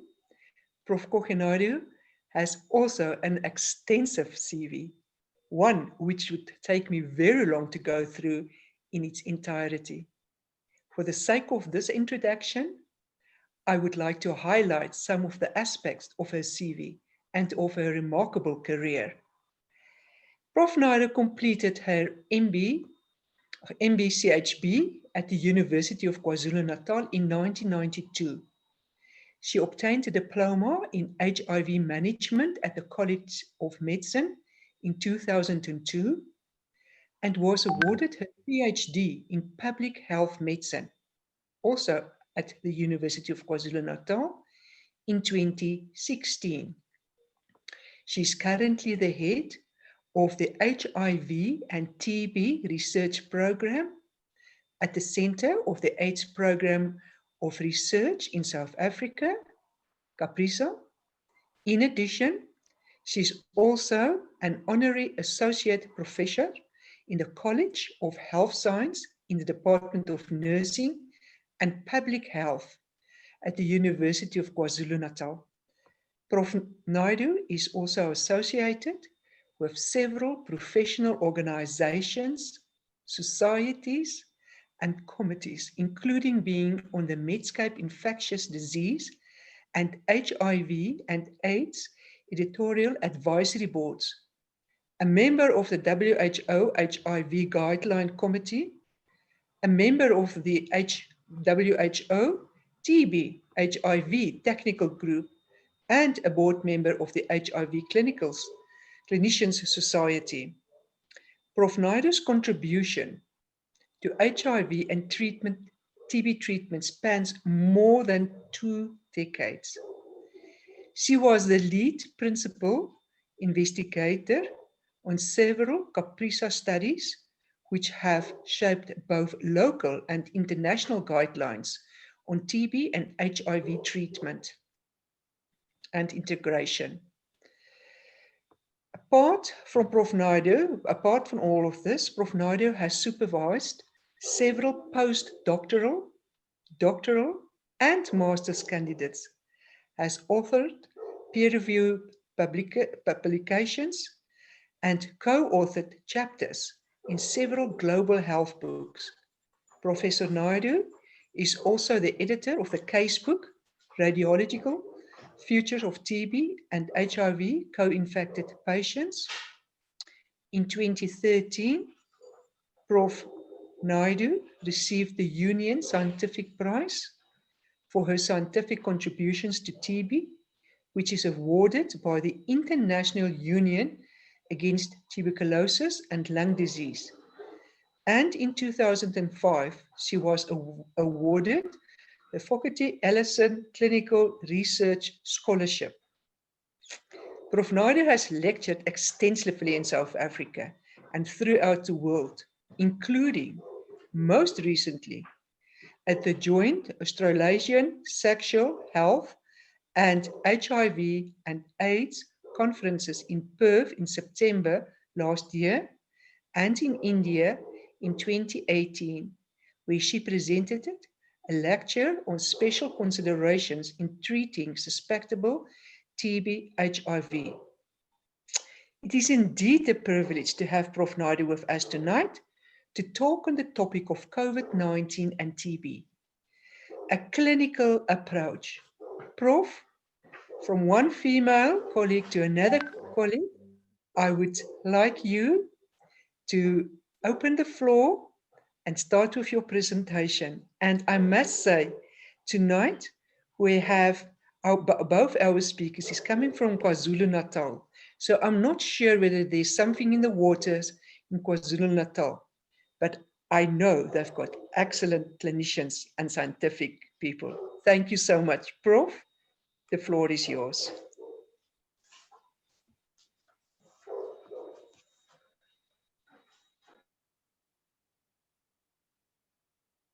A very good evening, colleagues. A big thank you to the South African Medical Association for having me on this forum. And thank you to Professor Slim Abdul Karim for inviting me to be a fellow panelist this evening. I'm going to discuss a clinical approach to COVID-19 and tuberculosis. My talk will cover the epidemiology of COVID-19 and TB, the impact of COVID-19 on TB services, describe some of the biologic interaction of COVID-19 and TB, the clinical features and outcome in COVID-19 TB co-infected patients, and some therapeutic considerations for the management of COVID-19 and TB co-infection. The global TB epidemic as of 2018 had approximately 10 million new TB cases notified and approximately 1.5 million deaths. About 8.6% of all TB occurred among people living with HIV. The dark green areas on my map indicate the high TB burden areas. And as you can see, much of sub-Saharan Africa and Southeast Asia, including India, is affected by tuberculosis. COVID-19, on the other hand, seems to affect both North and South America disproportionately. However, there is a degree of overlap in both the COVID-19 epidemic as well as the tuberculosis epidemic in South Africa and in India, both areas that have a high TB burden. The last decade have seen improvements in tuberculosis outcomes in South Africa. We've seen a 52% reduction in TB deaths since 2009, largely as a result to a multitude of health system strengthening improvements. The profile of people dying from tuberculosis has changed. The ART scale-up in South Africa has resulted in fewer deaths from TB in children and among women under the age of 49 years. Unfortunately, TB deaths in adults above the age of 50 remain unacceptably high. The Stop TB department of the World Health Organization looked at data from 20 countries that make up 54% of the global burden of tuberculosis and developed modeling estimates on the impact of COVID-19 on the TB epidemic. They used data from a high TB burden country where India was represented, and I am showing you here the estimates from the Indian subcontinent.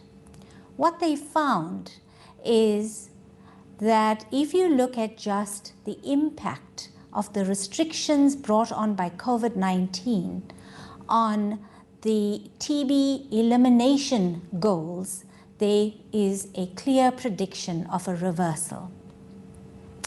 The red line on my graph represents the impact of a 2-month lockdown and a 2-month restoration. The orange line represents a 3-month lockdown with a 10-month restoration.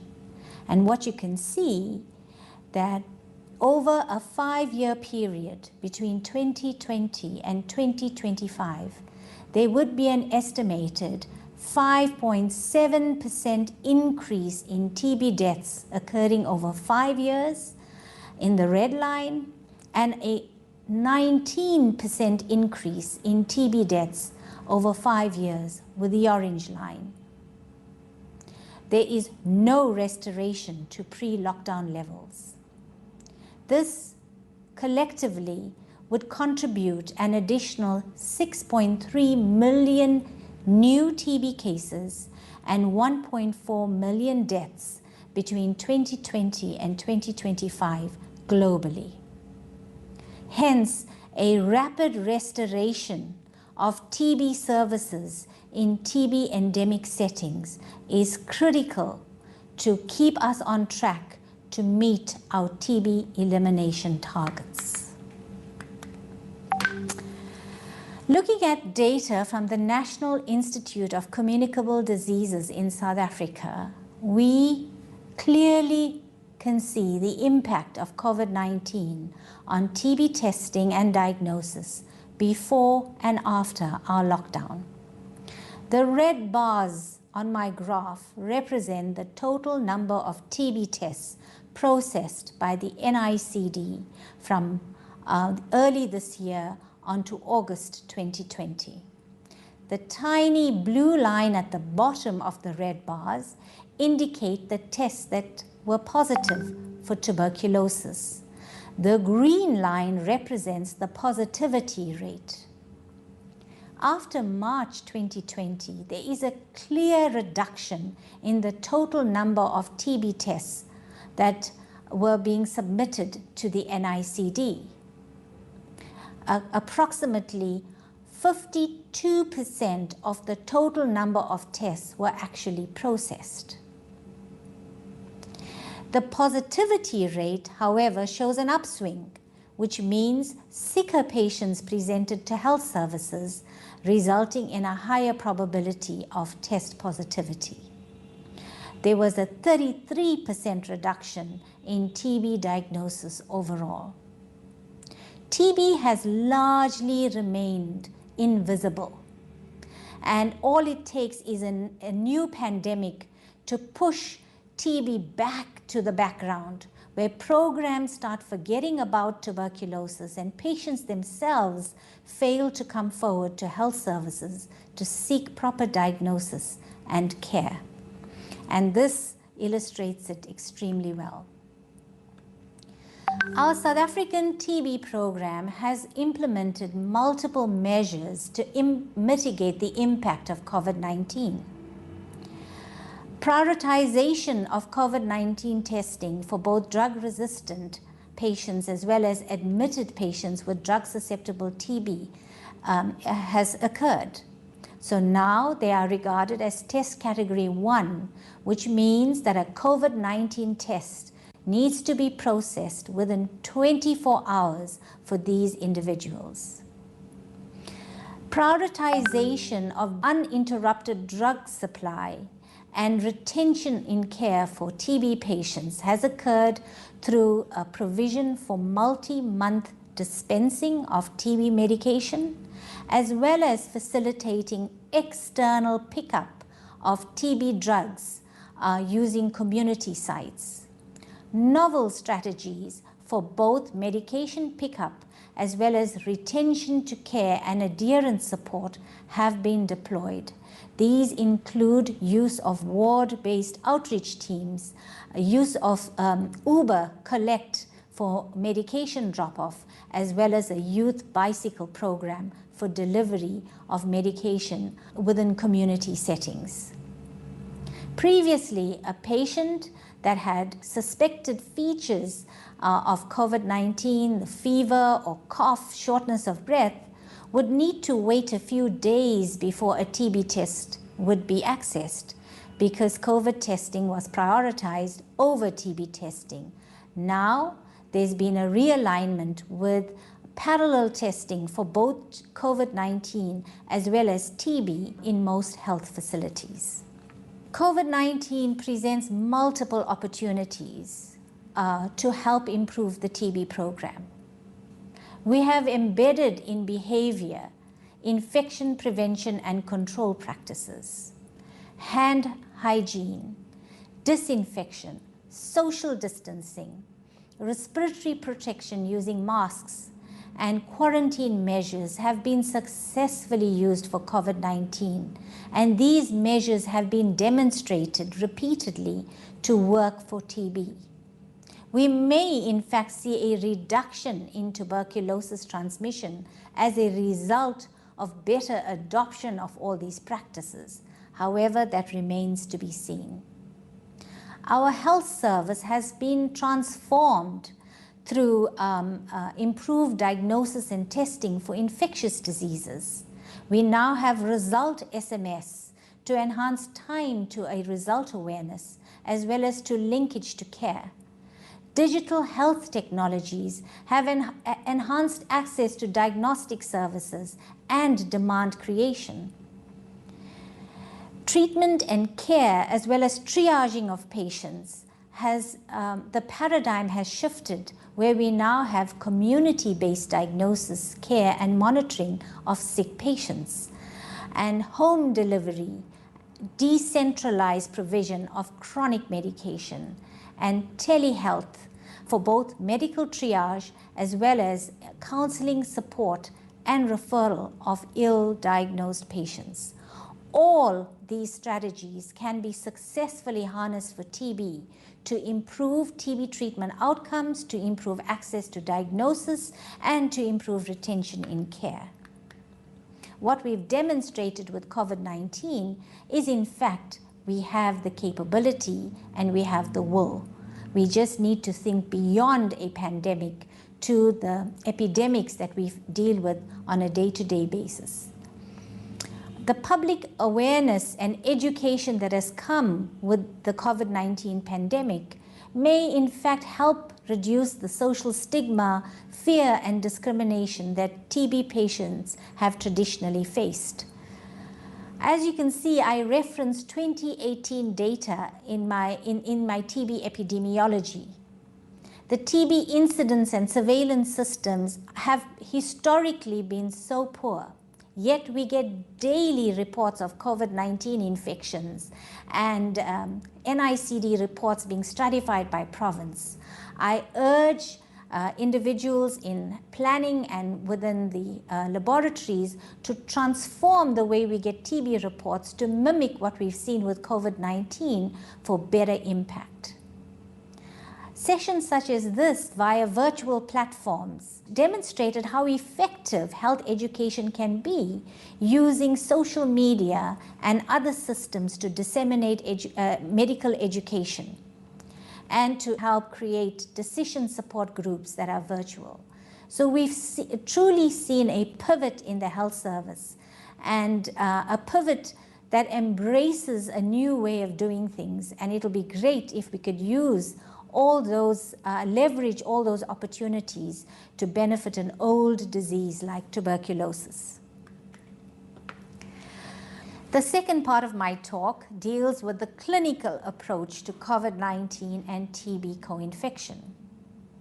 This publication from Northern Italy evaluated 20 patients that were diagnosed with COVID-19 roughly a month from TB diagnosis.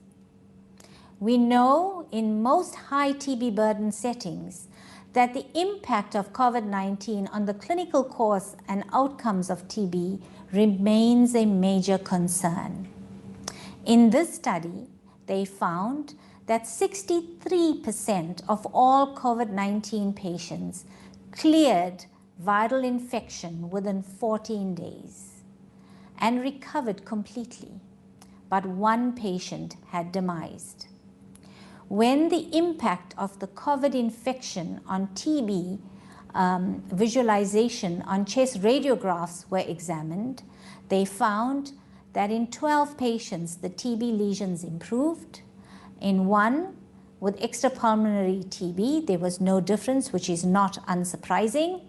And in 7 patients, there was worsening of the TB.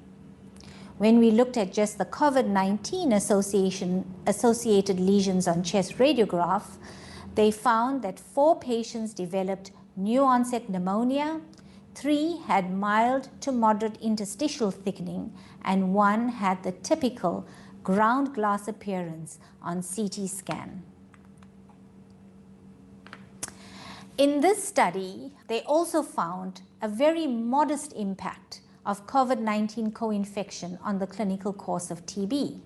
Fever was the most predominant symptom in most patients, and no major clinical deterioration was observed overall.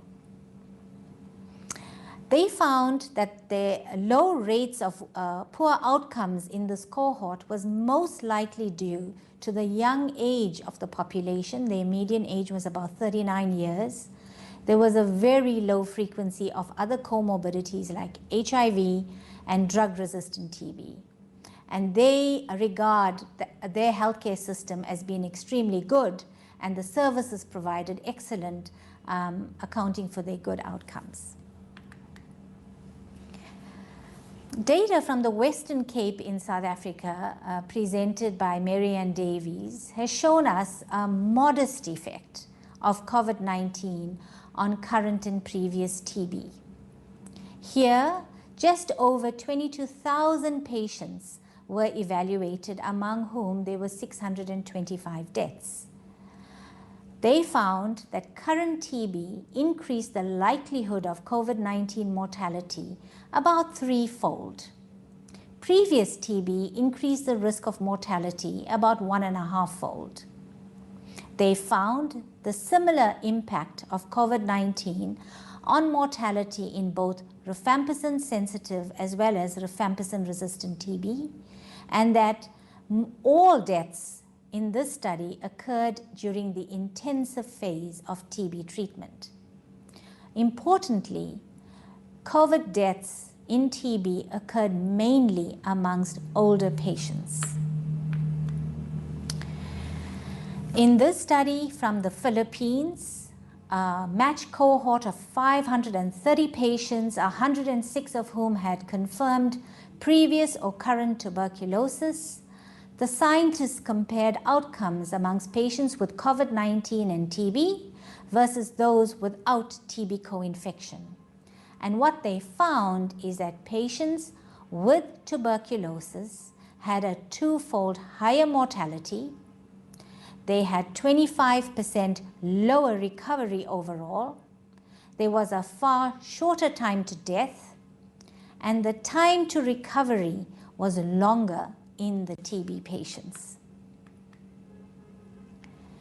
In this study from China, scientists, again in a case-controlled design, evaluated a total of 36 patients, 13 of whom had IGRA-positive evidence of TB infection. Here, if you could follow the 3 graphs that I have for you, the first graph showing a greater likelihood of severe symptoms amongst patients with TB compared to those without, a greater rapidity of symptom onset in those with TB, and a far greater likelihood of complications in the TB versus the no TB group. Again, showing the impact of COVID-19 on TB patients. I have 2 clinical case studies for you. The first is a 38-year-old man with no previous medical history, and he reported attending a large congregation during the COVID-19 pandemic. He presented with a 1.5-month history of a low-grade fever, of an expectorant cough with shortness of breath. His blood pressure was 96/50, his pulse was 92 per minute, his oxygen sats were 84% in room air, he was tachypneic at 28 per minute, chest x-ray showing diffuse bilateral infiltrates, and had a mild anemia and transaminitis on the blood workup. The patient developed severe acute respiratory illness. He was tested for SARS-CoV-2. It was a nasopharyngeal swab, and this tested positive. He was treated with IV antibiotics and oxygen supplementation. He remained symptomatic, hence the clinicians decided to investigate him for a range of other causes, including TB. He was initiated on anti-TB treatment while awaiting results. However, the patient deteriorated. He had worsening shortness of breath, dropping his oxygen saturation. He required mechanical ventilation and demise despite all interventions. The diagnosis of TB here was confirmed post-mortem. The key learning point from this case is the overlapping, non-specific clinical features of TB and COVID-19. We know that there is a lack of distinct radiologic features of TB, hence the difficulty clinicians have in using chest x-rays to diagnose TB. It was likely that the diagnosis of TB was missed in the presence of co-infection, and in COVID-19 TB co-infection, the clinical and X-ray features may influence the severity grading of COVID-19.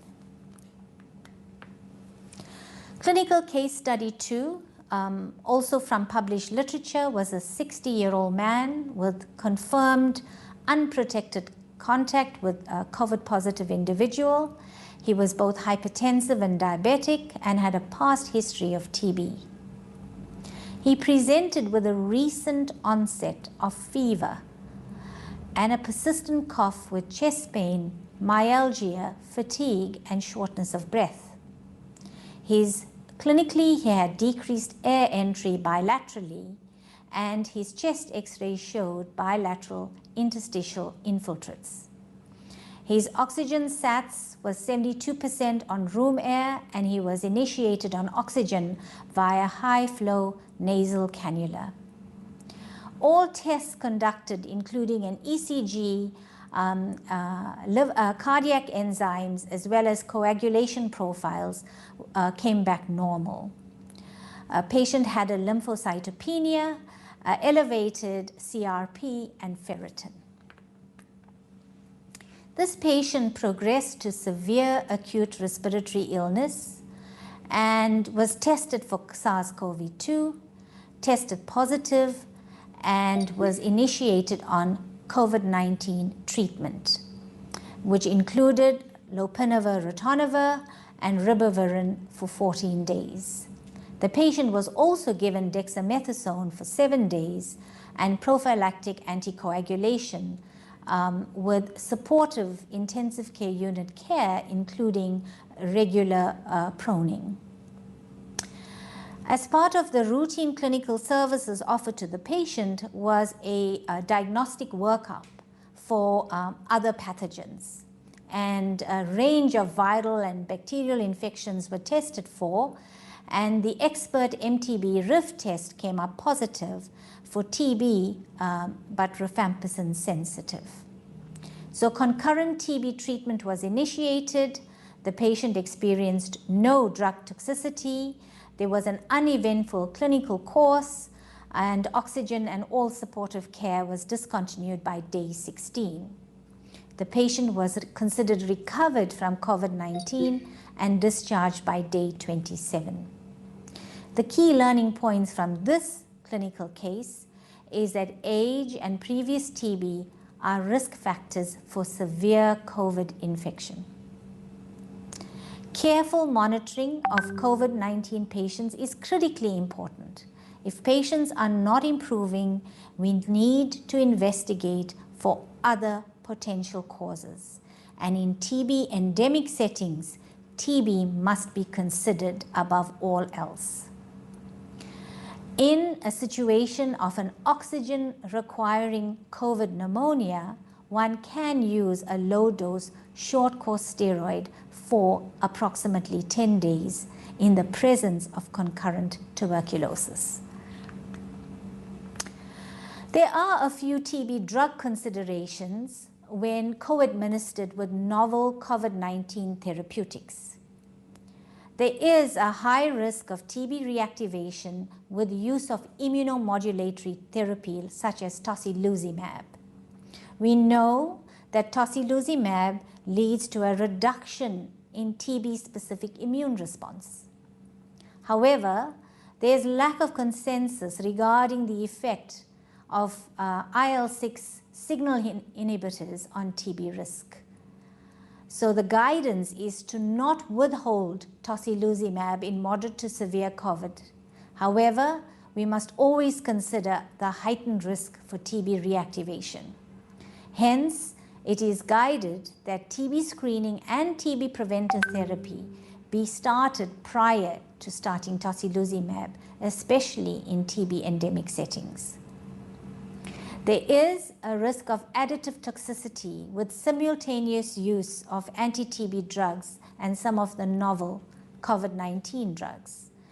Liver toxicity is a well-known association with most of the TB drugs and can also occur with remdesivir, favipiravir, and tocilizumab. Hyperuricemia, common to pyrazinamide, can also occur with favipiravir, and thrombocytopenia with both rifampicin and tocilizumab. QT prolongation is a well-known complication of fluoroquinolone still used for INH monoresistant tuberculosis, and it also occurs with favipiravir use. So in summary, we know that tuberculosis is a long-standing public health challenge with more than 800 new cases diagnosed every day in South Africa. We know that COVID-19 in the short term made TB invisible, and it will undermine the progress made in reducing TB incidence and mortality. The integration of TB in COVID-19 programs is mutually beneficial. From infection prevention and control, from surveillance, from the clinical overlap, as well as in the way we manage the diseases. There is insufficient data thus far that is available that helps us understand the contribution of COVID-19 to TB pathogenesis. We know clinically, in addition to COVID-19, we need to always suspect tuberculosis co-infection and vice versa. COVID-19 presents multiple opportunities to strengthen our TB response. These opportunities need to be seized if we're going to make a difference to both epidemics. Thank you for your attention. Thank you, Prof. As colleagues will probably attest, and none of us haven't had an opportunity to be dealing with a tuberculosis patient in front of us. And as you correctly point out, at the peak of the pandemic in the country, some of the chronic conditions have taken a backseat, and there was concern that we would have a situation where those are not optimally managed and potentially overwhelm, the health system. So this has been a really good reminder, and I think TB remains as important as it always was. We have a set of 3 questions. I'd like to just raise them all, the Prof, and you can respond to those. The first one comes from Dr. Rabi, and it's phrased as follows. Previous education in the 1980s of TB prevention regarding ventilation of homes seems to have fallen by the wayside. With regard to COVID-19 pandemic, we have reintroduced this idea. And the question is, why is this not reinstituted as part of the TB public health programs? The second question, and it's in 2 parts, comes from Dr. Isibanda, and it's phrased as follows. Do we have an appreciation of the shared immunological basis for the deterioration of TB in the context of COVID-19? And the second part of the question related to that is that, does the almost universal lymphopenia have anything to do with this? If I could hand over to you, Prof, for those questions. Thank you very much for excellent questions and a very good understanding of TB as well as COVID that's demonstrated through those questions. The very first question around the role of ventilation in COVID-19 as is being appreciated and has been a well-established method for helping reduce transmission of tuberculosis, both in the healthcare setting as well as in a home. In the old days, sanatoria were well known for providing rest and sunlight and adequate ventilation for TB patients to rest and recover.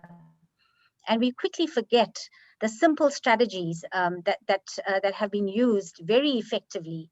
So multiple elegant studies have demonstrated the value of cross-ventilation in reducing TB transmission.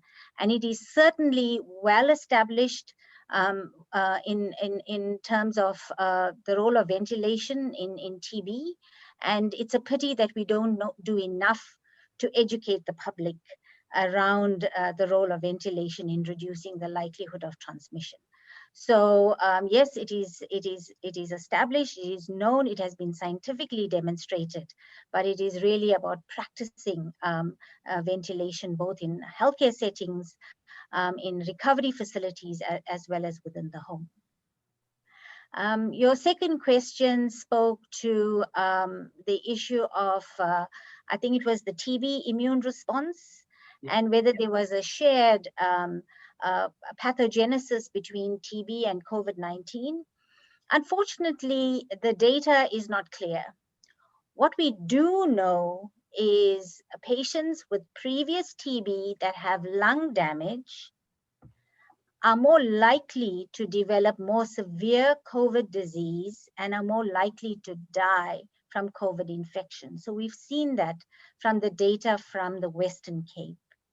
Data from elsewhere don't, while they are supporting more severe disease, shorter time to death, longer time to recovery, they're not talking about an immunologic basis and an immunologic interaction, but rather as a result of scarring of the lung and of pre-existing lung damage from TB, upon which the damage from COVID is even worse. It is likely, we know that COVID and TB both have a predilection for the respiratory tract. So it's likely that the immunologic mechanism that the body raises to mount a response against these diseases are related. But we certainly have not seen more TB notifications as a result of COVID, quite the opposite, in fact, over the last several months. So I think right now, the jury is still out. We need data from TB endemic settings such as ours to try and better understand whether there is a mechanistic relationship on an immunologic level between COVID and TB. I forget your third question. The second part of that question, the Prof, yes, related to the first, and the question is, does the almost universal lymphopenia have anything to do with this, in terms of the first question?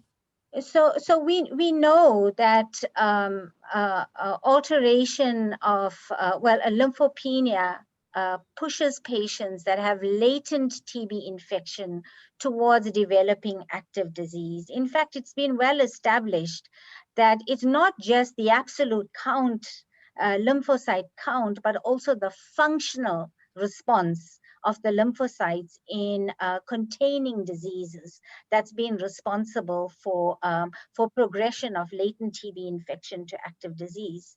We've certainly seen this in HIV. It's been an excellent illustrator of the impact of a depleted immune system on TB disease reactivation. We see this on all levels of T lymphocyte count. So it's not just the absolute number, but rather the functional impairment that seems to impact the pathogenesis of TB. So the question is suggesting that there is a link between lymphopenia and TB pathogenesis. It hasn't really been established that the absolute count matters as much as the functional integrity of the lymphocyte. For the TB pathogenesis, unlike COVID. Okay. Thank you, Prof. Colleagues, we had planned to run this program for 2 hours, and I think we've done really well in terms of the time. Let me thank Prof for an excellent presentation and a crafted responses to the questions that were raised. We do hope that you found this particularly useful, both in terms of understanding the broader context of the pandemic. But once again, Prof, thank you so much for emphasizing the clinical aspect to one of the long-standing, disease that we've been dealing with in this country. So if we can learn lessons that will potentially have an impact on tuberculosis, we certainly must do this. I'm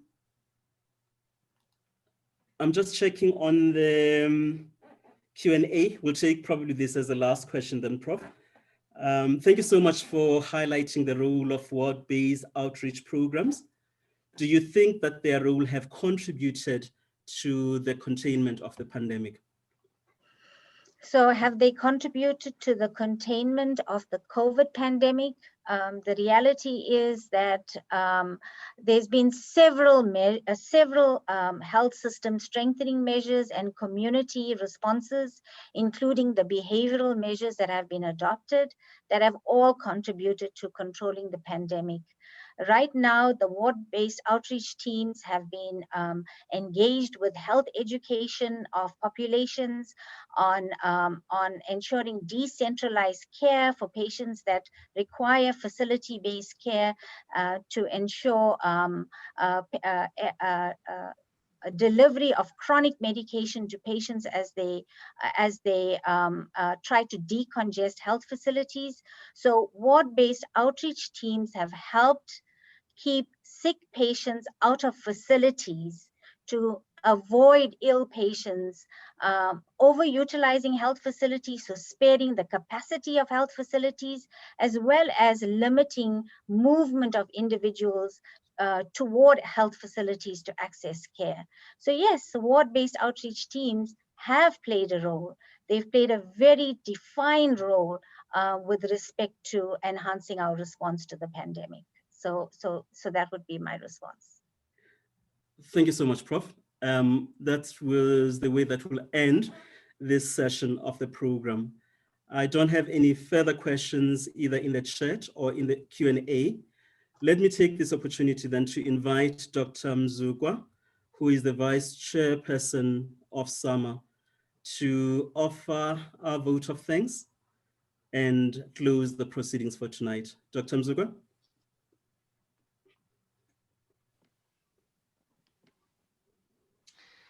Thank you very much, Vusi, our GM, SAMA, and thank you very much, to Prof. Karim for this insightful presentation, with also Prof. Naidu for her insightful presentation. I'm not sure if the minister has joined us, but I would like to thank him if he's part of this webinar. It is really our great privilege that we got this opportunity to really be part of this informative session. Let me say to Prof. Salim and Prof. Naidu, I'm also in Durban, so I'm not sure if I'm going to get the same professorship status. But really, thank you so much to also our sponsors, our official sponsors, the PPS, also ENCA for assisting us, with the streaming this event on their media space, media platforms, the SAMA Board of Directors, the staff of SAMA for really making it very possible to have this interaction. But the most important, our colleagues who have joined from all over the country in huge numbers to really listen to this scientific wisdom that we're getting this evening. So I'll really take this opportunity on behalf of the association to say this has been very insightful. And I think, as our chairperson has said, that we really think that we might need another chance, to get this information taken out to the public, and that we learn as well from this presentation. So I would like, a hearty thank you to all of you for your time for this presentation. Thank you so much. Over to you, Vusi. Thank you so much, Dr. Mzukwa.